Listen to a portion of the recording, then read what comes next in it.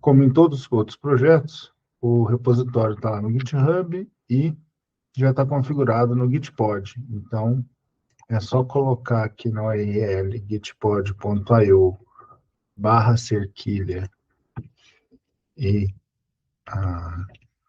o endereço original, ou usar a extensão do Gitpod, igual eu já tenho aqui instalado no meu navegador.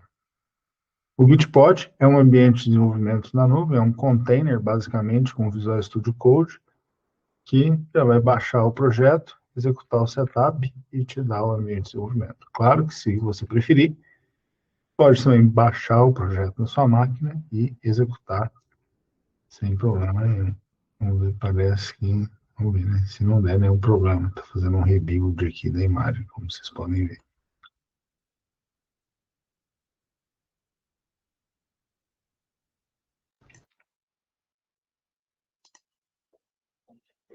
Deve ter mudado alguma coisa na imagem, e aí toda vez que você muda a imagem do Gitpod, ele faz o rebuild, mais um minutinho, já vai estar disponível. Então, eu já vou colocar aqui também no nosso repositório da Terraform Cloud. O repositório da Rinha é só para mandar os resultados. O código está nesse tracinho em PL de implementação. Todo o código está aqui dentro de back-end e tal, mas tudo começa, eu vou seguir a ordem do Compose File, porque o principal aqui, tudo é regido por esse Docker Compose.yaml. Então, esse é o arquivo que vai mostrar tudo que a gente precisa. E aqui também, claro, só para a gente ver, posso abrir no editorzinho do github.dev, aí ele também abre um editorzinho web. Um pouco melhor do que o editorzinho padrão. Então, vamos lá. Então, a arquitetura da Rinha é pré-definida, então não tem o que fazer. São 2 servidores de API, um banco de dados e um balanceador de carga. E o balanceador tem que estar em round robin. Então, é bem já pré-formatado. E aqui está o container da API 1, o container da API 2 e container do balanceador de carga, do Nginx, o container do banco e um container de warm-up, de aquecimento, para ajudar com umas questões de pré-warm que a gente vai ver daqui a pouquinho. Então, eu vou começar pelo banco, que é ele que é o primeiro a subir. Vocês vão ver que no container do balanceador de carga, ele tem uma dependência que, para ele ser executado, ele precisa ter a API, e a API, ela tem uma dependência que ela precisa do banco, e aí a gente vai para o banco, e aqui tem o container do banco. O Docker, por padrão, ele cria uma rede no modo bridge, ele cria uma rede virtualizada. Se você colocar o modo de rede como host, ele usa a mesma rede da sua máquina, sem criar essa rede virtualizada.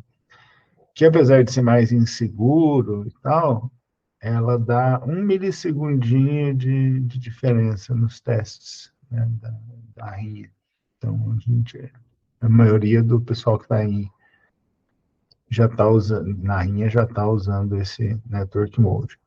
A imagem do Postgres, o container, o host, o nome do container vai ser DB, o usuário e senha, que não estamos muito preocupados com a segurança, a porta que ele vai rodar, coloquei na porta, só uma porta diferente do Postgres da máquina, porque essa máquina já tem um Postgres instalado também, e 2 arquivos de configuração do Postgres, né? Um arquivo init.sql, que vai ter o nosso código SQL, e um postgres.conf com as configurações do servidor, que é carregado aqui nesse parâmetro config file.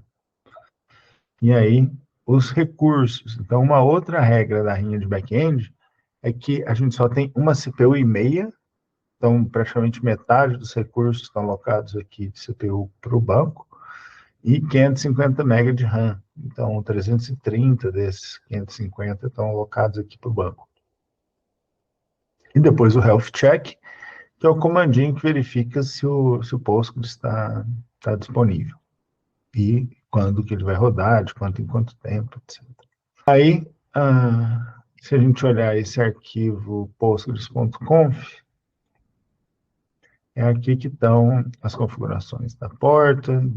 Então, aqui é um dos principais pontos da rinha de tuning de desempenho, porque cada conexão consome uma certa quantidade de memória. Então, quanto mais se aumenta conexões, mais memória você tem que dar para aquele container.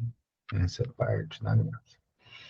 E outra coisa são os parâmetros que a gente meio que desabilita tudo, né, do banco. Tudo que é controle de transações, de log, de questões de segurança, de um monte de coisa que está tudo desabilitado. E aqui tem o tamanho da memória, né, porque o Postgres ele tem várias memórias. Ele tem o shared buffers, que é a memória de buffers compartilhados, enfim, de dados compartilhados entre as conexões, pelo que eu entendo, o cache total, o workman. Eu não vou nem fingir que eu sei todos os tipos de memória do Postgres e todos esses parâmetros, porque existe um bacana chamado pgtune.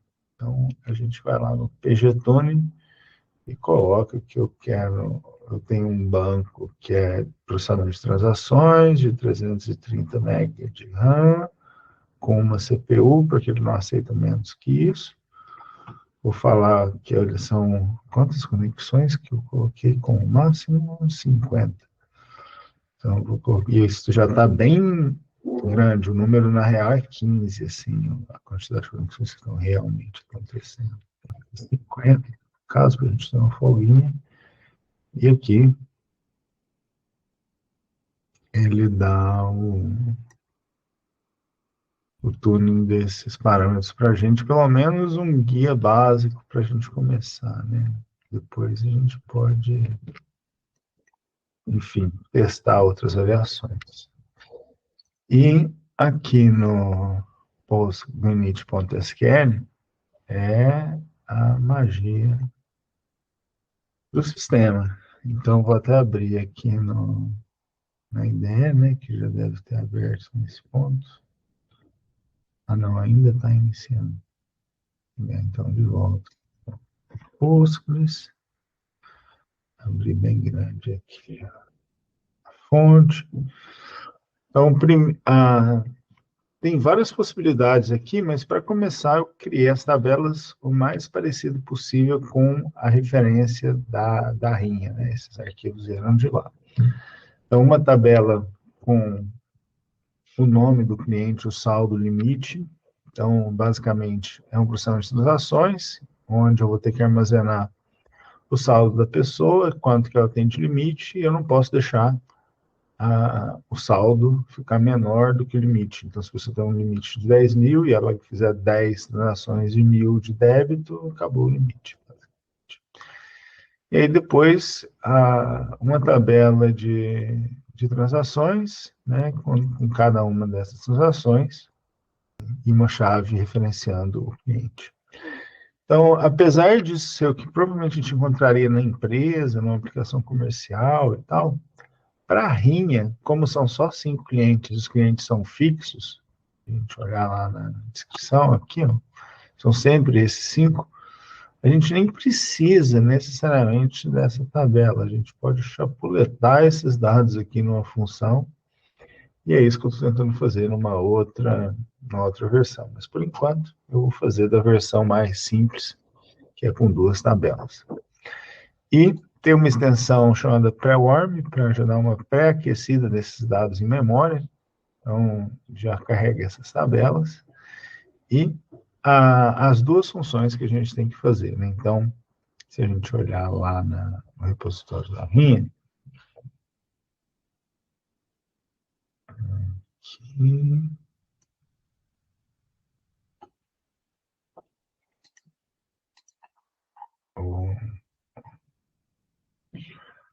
Um é um post no qual a gente recebe o valor, o tipo da transação e a descrição, e responde o limite atual, o limite e o saldo da pessoa, e a outra é uma transação de extrato, que a gente retorna também o total e o limite e as últimas transações.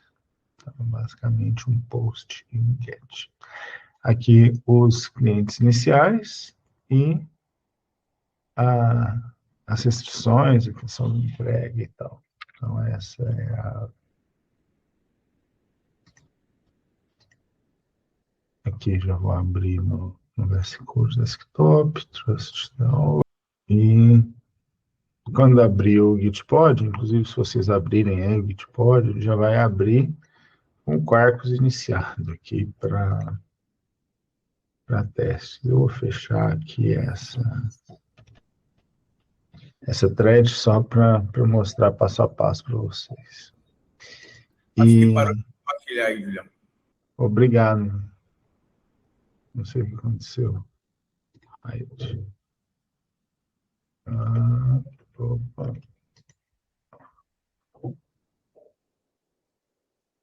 Agora foi.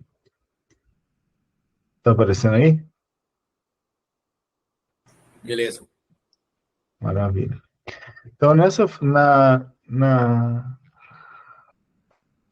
uma das partes importantes dessa otimização de desempenho é usar o máximo possível o banco de dados, né? Lógico que tem várias implementações, vários bancos de dados, várias alternativas, mas falando aí dessa versão mais simples, vamos dizer assim, a gente colocou tudo no banco de dados, e aí a linguagem, tanto que você vai ver que o Giovanni Biasi fez até Visual Basic, né? Tanto que a linguagem não faz tanta diferença assim, que o pau quebra mesmo no banco de dados. E aí, aquelas duas transações que são recebidas pelo HTTP, basicamente são as duas transações, funções definidas aqui no banco de dados.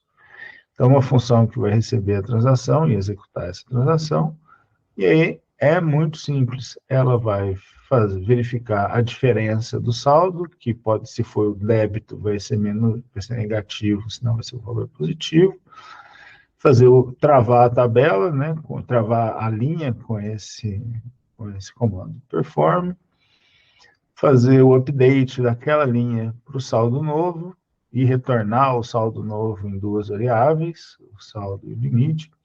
Nem precisaria retornar, né, o limite novamente, mas aqui estou pegando, vamos supor que pudesse mudar. E aí, se o limite for ultrapassado, vai lançar um erro, né? Vai fazer um raise de um erro de limite indisponível. Se não, o resultado vai ser o saldo e limite, né? Que é o que eu preciso retornar.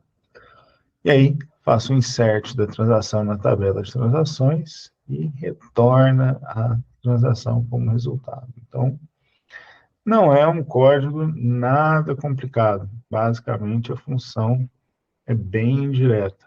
Ela calcula a diferença do saldo, executa o update na tabela do saldo na tabela dos clientes e registra nas transações. E aí, se der qualquer erro, ele faz o rollback. Eu acho que nem precisaria colocar o rollback explícito quando dá um erro na transação.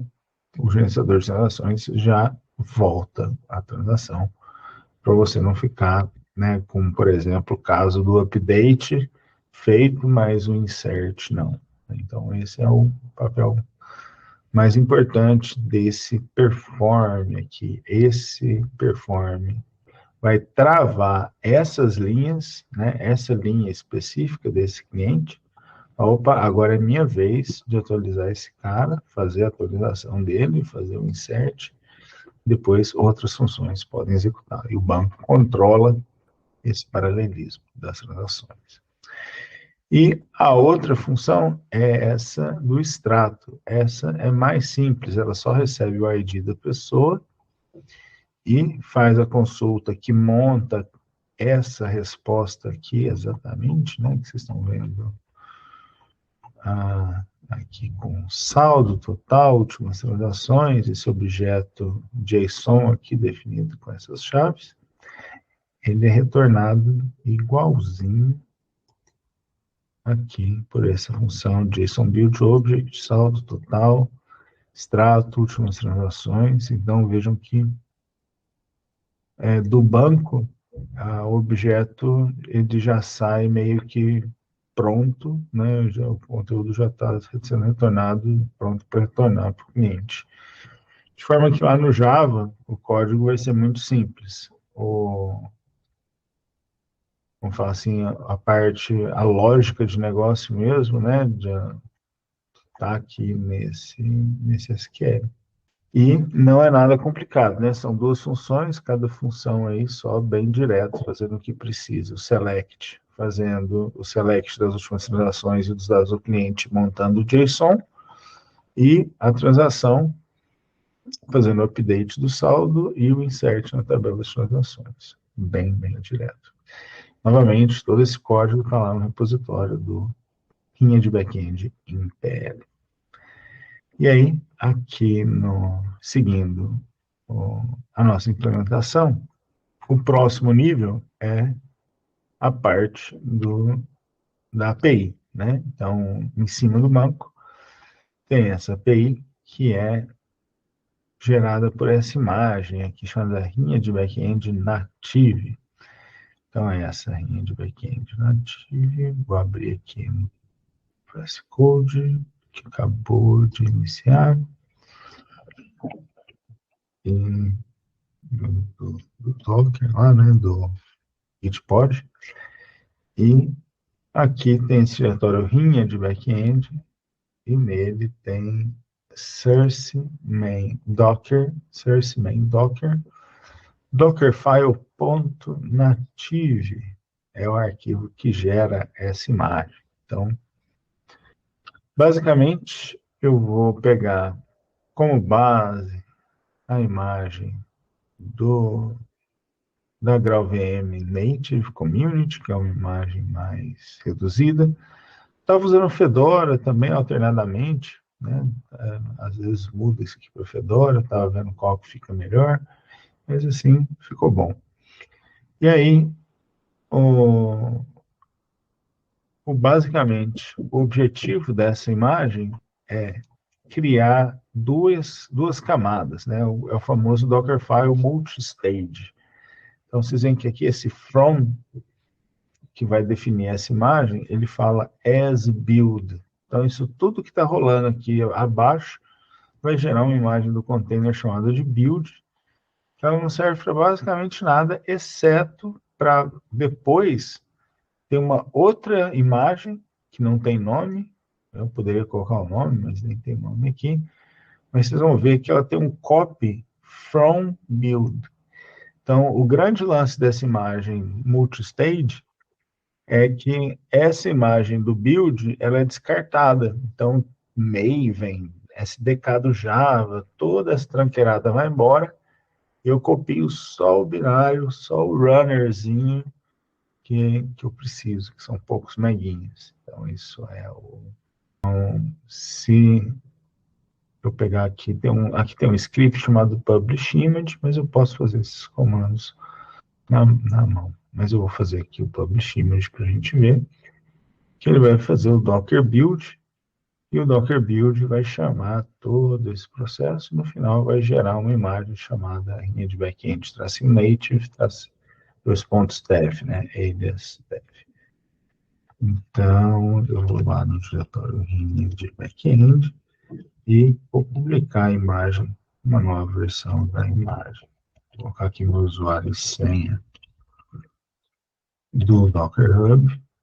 Então, para publicar a imagem, a gente precisa, para fazer esse Docker push, precisa do usuário e senha.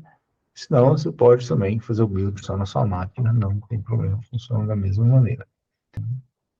O código, né? Cadê o código em real, né? O que está acontecendo aqui? Bom, só para mostrar aqui no Dockerfile, esse MVN -d native é o principal parte do processo, é ela que vai chamar a compilação do código Java e a geração do pacote que está rolando aqui em background. Aqui em Java, em servlet, aí está o nosso código. Não julguem, por favor, é um código bem tosco, mas funciona. Passa nos testes. Basicamente, ele tem 3 métodos, né? O do get e o do post, cada um fazendo o seu trabalho, e um warm-upzinho aqui para esquentar as coisas no startup do container antes de receber as transações. Então, se a gente vê o do get, ele basicamente vai pegar o caminho da URL. Isso aqui vai ser muito parecido em qualquer linguagem, né? Então não faz tanta diferença. Vai pegar o ID, que vem no cliente, então a URL é assim, né? O ID do cliente vem dentro da URL, tipo barra clientes, barra 1, barra extrato. E aí, vou chamar o processo extrato, que vai executar a query de processar o extrato, que basicamente só chama aquela função.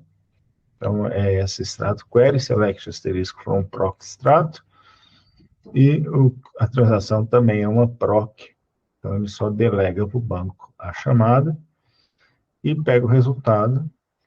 No caso a única diferença é que no caso da transação, né, na caso do extrato, o JSON já vem pronto do banco, porque eu nem preciso validar, não quero saber, então já escrevo direto o resultado.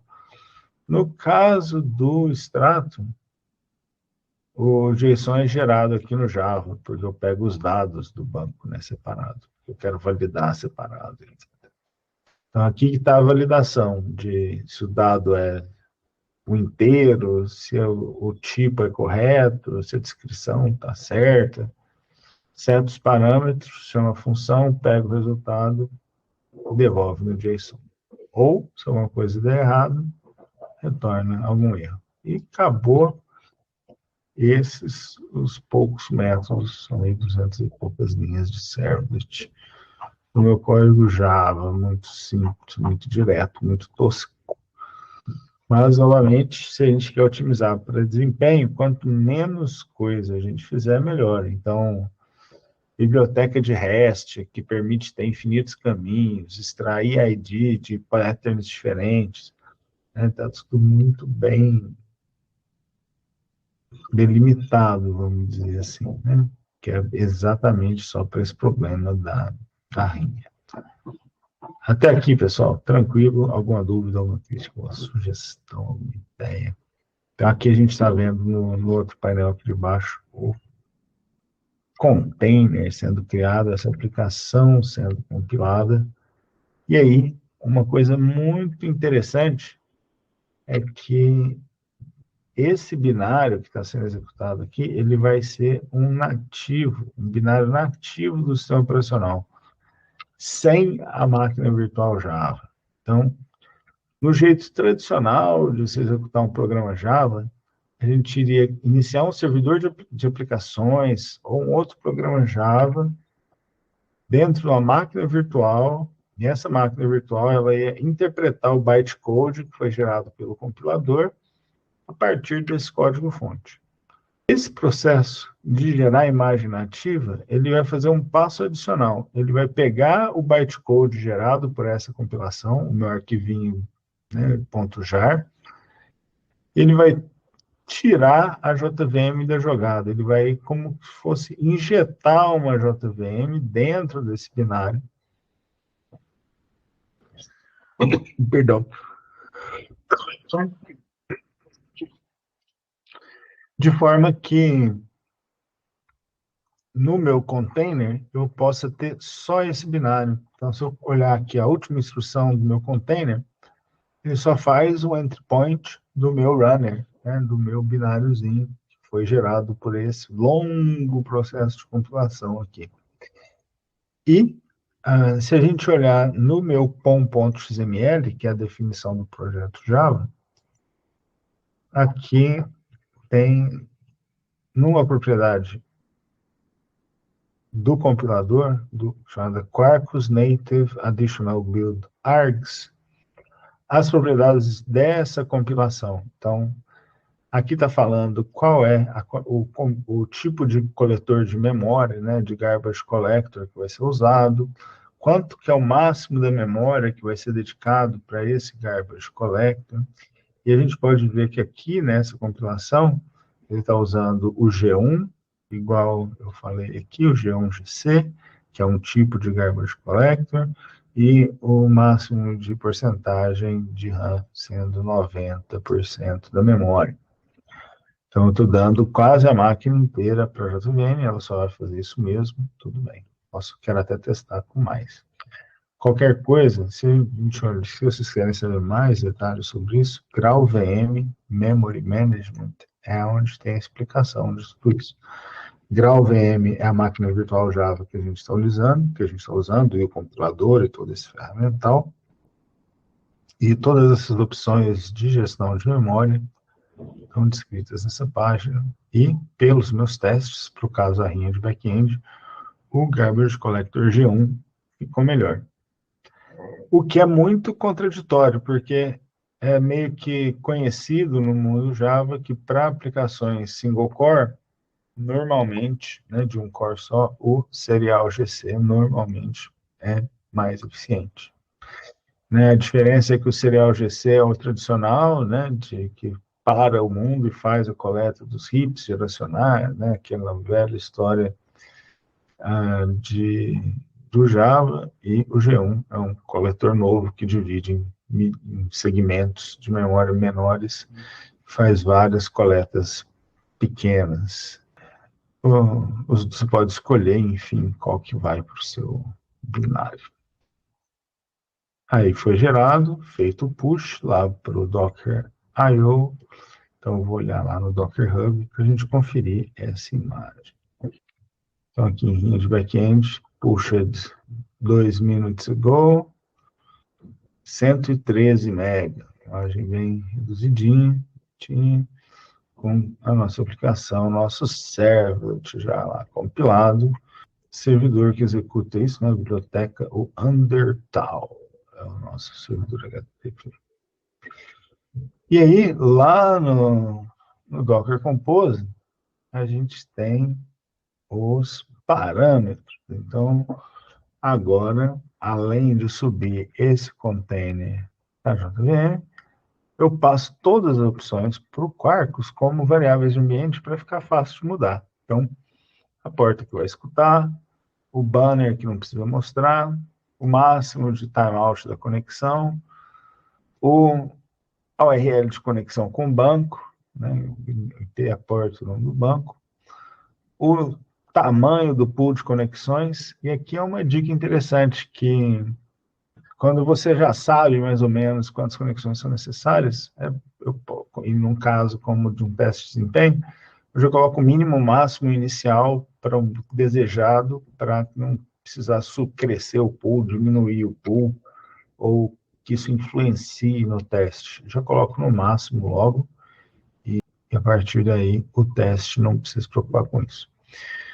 O período máximo de aquisição de uma conexão, o tempo máximo de duração de uma transação, a validação de conexões em background, que eu desabilito para não perder CPU com esse tipo de validação, que é desnecessário no caso da rinha, mas pode ser legal para uma aplicação, usuário e senha, e as propriedades de login. Então, dependendo do pacote que eu quero ver os logs, eu posso aumentar ou diminuir o nível de log. Por enquanto, eu deixei com nível alto para que a gente veja poucas mensagens de log.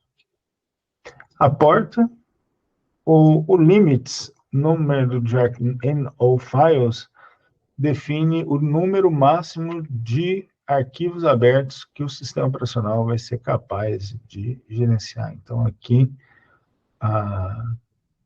o soft é um limite ao qual ele começa a dar um aviso, o hard é onde ele trava. Então, esse é o número máximo de arquivos, e como no Linux cada conexão é um arquivo, esse basicamente é o número máximo de conexões que a gente vai ter. Então, vale a pena deixar um número alto. E, claro, testar que o seu servidor chega, mas no caso a gente está longe de chegar nesse nível de quantidade de arquivos. E, finalmente, o grande dilema, né, que é quanta CPU e quanta memória a gente vai dar para esse container. No caso, eu estou dando 30% de uma CPU e 90 MB de memória para esse container. Ok?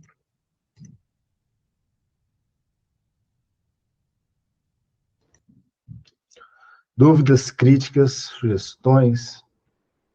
Faz sentido o nossa arquiteturazinha? E aí, a mesma coisa para o servidor 2, né? Idêntico. E depois o Nginx. O Nginx, ele só tem um arquivo de configuração, nginx.conf. Então, aqui está nginx.conf.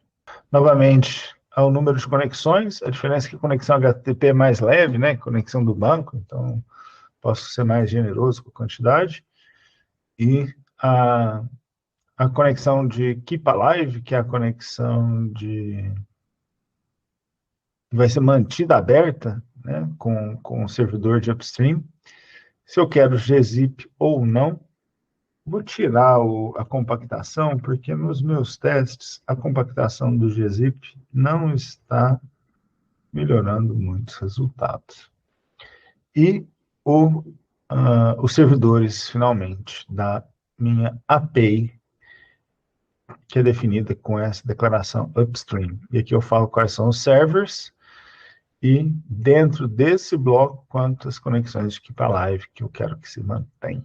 E aí, os nossos servidores. Eu quero a porta que eu quero ouvir, tudo que chegar vai ser repassado para essa API e desabilito este proxy buffering, foi uma sugestão que eu vi na internet, não tenho nem ideia, confesso, de como o buffering do proxy funciona, mas eu desabilitei e melhorou um pouquinho.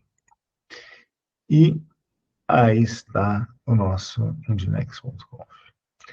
Então, se eu vier aqui no meu console e vou criar um novo e rodar o comando docker compose up, ele vai subir cada um desses containers. Vamos dados, o nginx, o warmup e depois os servidores de API.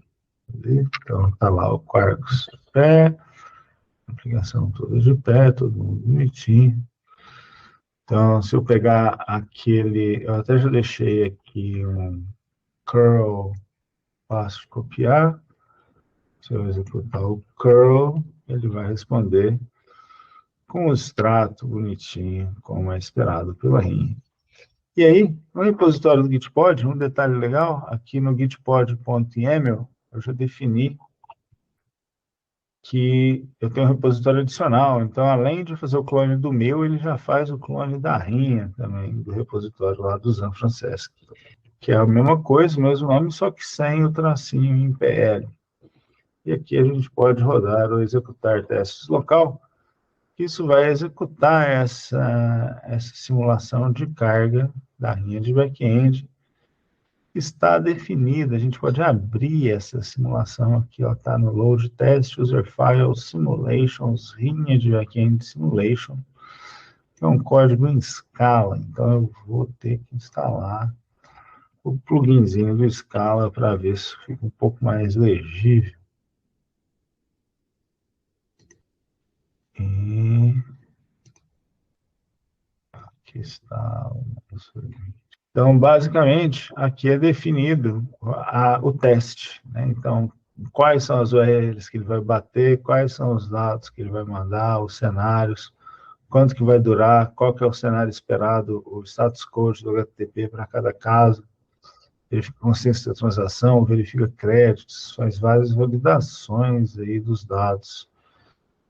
E aí, aqui no teste, deixa eu aumentar essa janela, a gente pode ver essas requisições acontecendo. Então, aqui, se o request for bem sucedido, ele conta nessa coluna OK. Se eu tomar um erro, de acordo não um erro do request, mas um erro em relação a essas validações que estão definidas nesse arquivo de simulação, ele conta aqui como KO. E também aqui, uma coisa que eu costumo fazer é abrir um outro shell aqui em cima,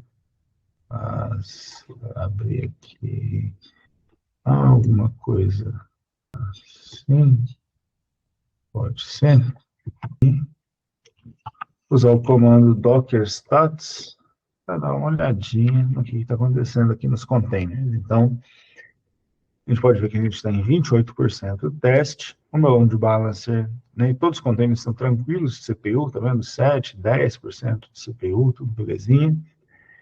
E em relação à memória, os containers estão aqui com, né, o load balancer 32, todos com 90 MB de memória de aplicação, o banco com 50% de utilização de memória nos APIs, né, 20% de utilização de memória no banco. Então, está bem tranquilo do ponto de vista de consumo de recursos. Na metade do teste, a gente ainda está relativamente suave. Então, essa é a nossa aplicação. A gente ainda tem um minutinho até o teste concluir. Se você tiver qualquer dúvida em relação a este processo, do que rolou até executar os testes, desses componentes de arquitetura, como eles foram configurados, definidos, fique à vontade para perguntar, comentar. Sei que é bastante coisa, são só 3 elementos, mas é bastante configuração que a gente passou aqui. Só dizer. Júlio, Diga. por que vocês estão usando escala nessa simulação? Na verdade, a ferramenta de geração de carga chama-se Gatling. O Gatling, ele que manda, né? É uma biblioteca que a definição dele é em escala. Então, até tem como usar uma ferramentinha, ele tem uma ferramentinha de teste, mas o legal dele é que ele é a primeira ferramenta de teste que veio depois do JMeter, né? Então, se vocês lembrarem do JMeter e ferramentas parecidas da época, eles eram uma coisa assim, né? Cadê? Aqui. Uma ferramenta visual e que se definia visualmente lá os seus requests, né? Falava assim, adiciona um request para essa URL, adiciona um request para aquela URL, faz o possível de digitar, né? E difícil de colaborar, porque era tudo em cima do mesmo arquivo.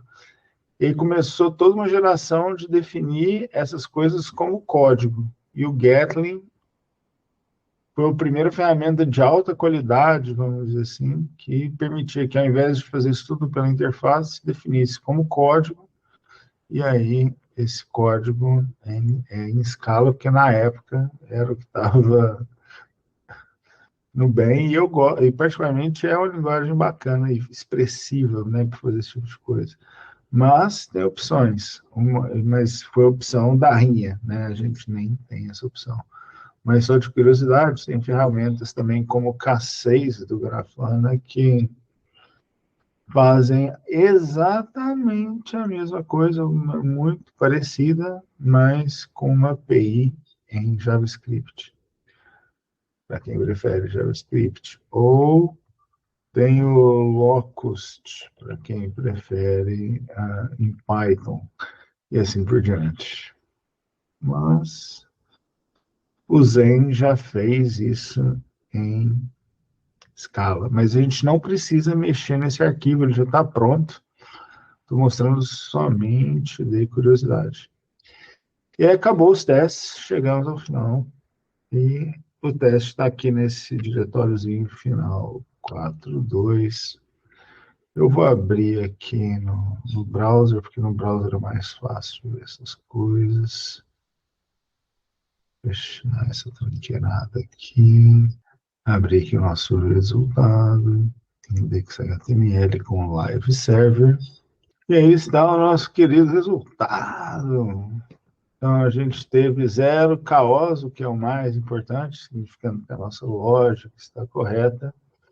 E a interpretação principal são os percentis de latência. Então, o mínimo, os 50% dos requests ficaram abaixo, 75% ficaram abaixo desse número, 95% abaixo desse, 99% abaixo desse, e 100% o máximo abaixo deste número. Então, a gente já conseguiu deixar o máximo menor do que 100 e o 99 aqui, todos menor do que 60, basicamente. Então, já está num nível de desempenho muito legal. E a gente vê que a aplicação está bem tranquila, dá até para dar mais memória no banco, fazer vários testes aí, para você ver se a gente pegar o que o pessoal pega na rinha é o que está declarado. Se a gente olhar aqui na rinha, no repositório original, tem um arquivinho status dos testes, que tem lá o status de teste de todo mundo. E aqui tem duas coisas muito legais, né? Uma é que o Caravana Cloud já está aqui, e como a gente pode ver, o nosso P75, que está reportado aqui, é de 1 milissegundo, que é este P75 de 1 milissegundo que está aqui. Então, a gente já está pensando em melhorar os percentis mais acima. E aí, a gente tem que analisar o resto do gráfico. Então, se a gente vê a simulação, uma coisa importante na simulação é que ela esteja bem lisinha, assim, essa reta, quando ela começa a aparecer umas lombadinhas, normalmente porque teve coleta de lixo, exagero de conexões, alguma coisa assim que levou a um atraso. Mas se a gente olhar com atenção para esse gráfico, a gente vai ver que ele tem uma lombadinha aqui no começo, que é bem enjoada, porque no começo ele dá uma paulada na API.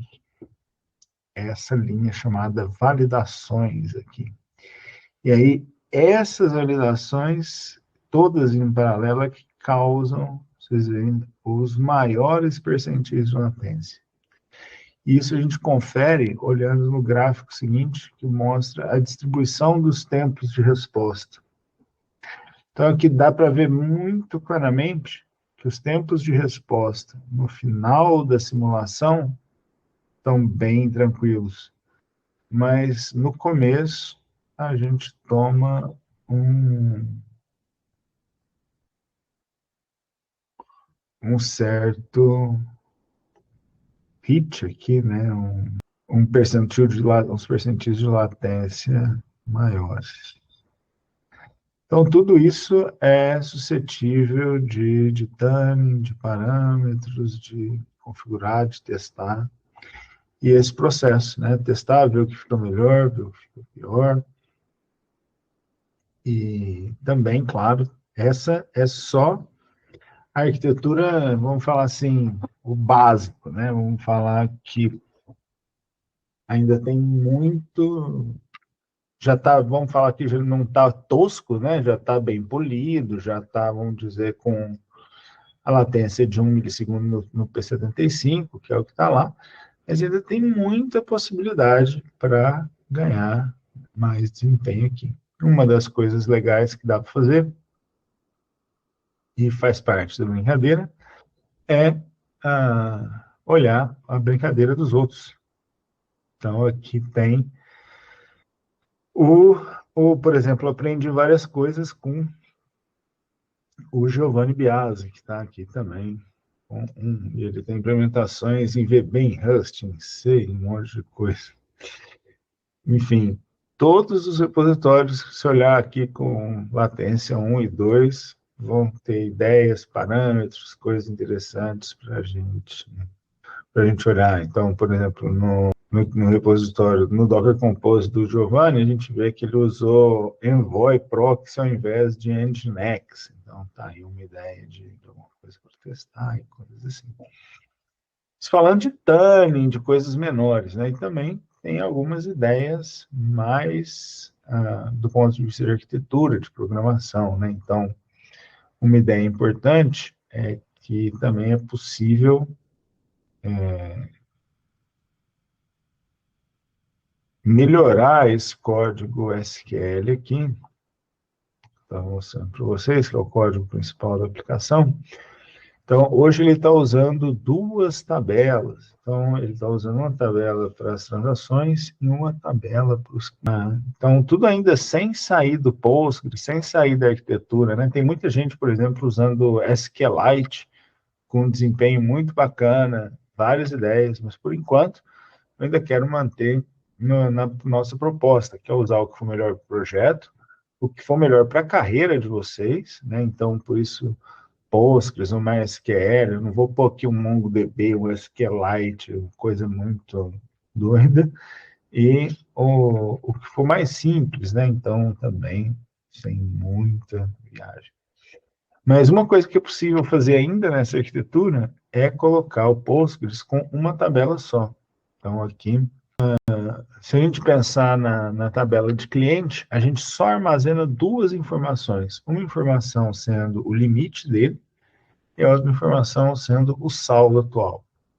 O limite dele é uma informação estática, então eu posso substituir por uma função. Então, eu substituir, criei aqui uma função chamada obter limite, que dependendo do ID do cliente, retorna o limite dele de maneira estática.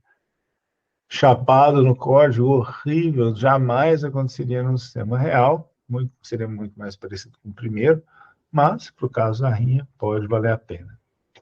E como que a gente mantém o saldo? Então, eu criei uma coluna saldo junto das transações, e a ideia é que a cada transação nova, ele aplique em cima do saldo da transação anterior e carregue o saldo para a transação nova. E assim ele vai mantendo o último saldo, porque senão a gente teria que somar todos os saldos, né? E somar todos os saldos é uma operação que só cresce. Se você fizer isso num banco, você rapidamente esgota a capacidade computacional de qualquer banco, uma vez que você não consegue somar o saldo de todos os clientes a cada transação que passe, né?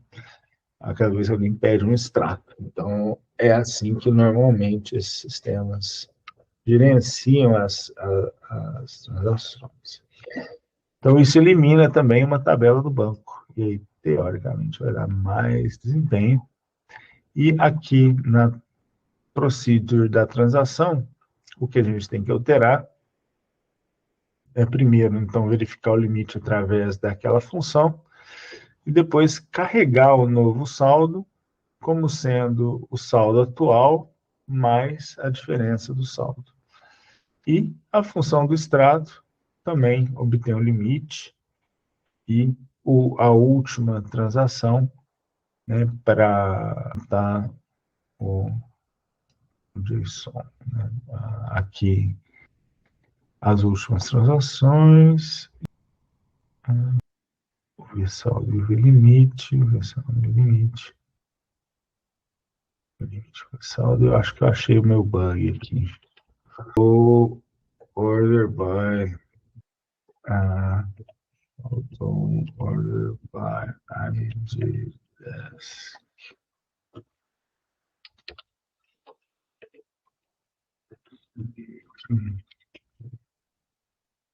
Eu acho que aí eu vou pegar o saldo e verificar se ele existe. E a partir daí, retorna o JSON para a transação. E, bom, basicamente é isso.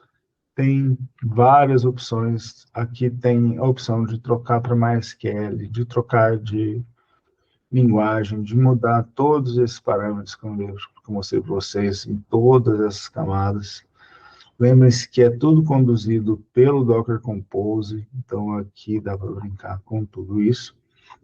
O último container que eu não comentei ainda, mas ele é muito simples, é um containerzinho bem pequeno, só com 0.01 de CPU e o mínimo de memória, que é 8 MB, que ele faz um laço infinito de dormir e mandar requestzinho para já dar uma esquentada, uma pré-aquecida nos servidores, para quando chegar o teste ele já está aí pronto, né? E não ser os primeiros requests, o teste que retardaria um pouco o processo. Então é isso, basicamente. Espero que anime vocês a participarem com a gente, ou individualmente, da rinha de back-end, que com certeza tem muito a ensinar. Eu aprendi. Sim, foi muita coisa que a gente passou aqui em uma horinha, mas pode ver que a gente aprende bastante sobre arquitetura, sobre linguagem de programação, sobre desempenho. Cada uma dessas camadas tem várias coisas bacanas para a gente aprender. Qualquer coisa, me chamem, dá um toque no... Eu vou publicar esse vídeo no Code Show também. Me chamem no Discord, no Twitter e bora pra rinha. Valeu, moçada. Abraço. Valeu, Júlio. Obrigado. Até mais. Valeu, Júlio.